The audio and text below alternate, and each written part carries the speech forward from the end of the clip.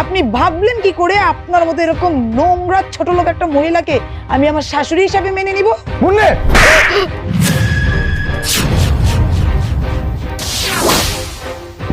কি তোমার এত বড় সাহস, তুমি আমার গায়ে হাত তুললা? আমার গায়ে হাত তুলছো তুমি? তুমি ভুলে গেছো যে তুমি যে পোশাক আশাক পরে আছো সেগুলো আমার বাবার টাকার কেনা। এটা কোন গ্রামে নিয়ে আসলা? একটা গাড়ি নাই, কিচ্ছু নাই। আচ্ছা আমি তো তোমাকে বলছি, আরে বাবা গাড়ি সবসময় অ্যাভেলেবল থাকে। এখন এখন যে অবরোধ পড়ে গেছে এটা কি আমি জানতাম নাকি? তুমি খোঁজ খবর না নিয়ে আমাকে এই গ্রামে নিয়ে আসলে কেন? আমার পা দুটো প্রচন্ড পেন করছে, আমি আর হাঁটতে পারছি না। আলিফ প্লিজ আচ্ছা ডু সামথিং। চলো একটু সামনে যাই, দেখি কোনো ভ্যান বা রিক্সা পাই কিনা। তুমি গাড়ি থেকে নামার পর থেকে একটু সামনে বলতে বলতে কয় কিলোমিটার হাঁটাইছো আমাকে? চলো প্লিজ।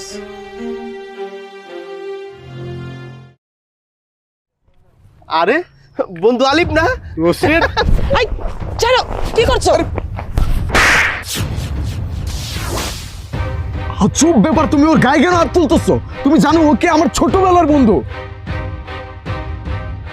এসব ফকিন্নি ছোট লোকের বাচ্চা তোমার বন্ধু কি করে হয়?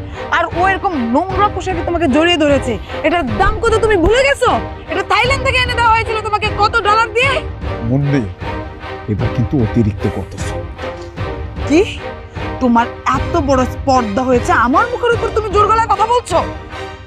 তোমাকে শুধু এটা রাস্তা বিদে কিছু বললাম না, বাড়িতে চলো তোমাকে মজা দেখাচ্ছি।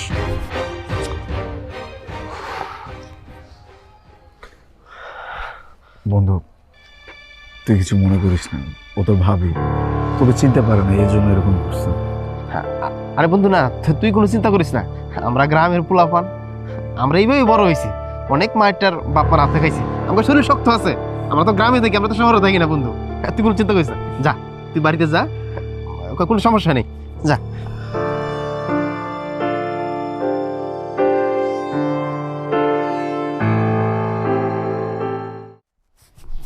তুমি এরকম পাকা রাস্তা রেখে আমাকে মাটির রাস্তা দিয়ে কেন নিয়ে আসছো? অসহ্য লাগছে।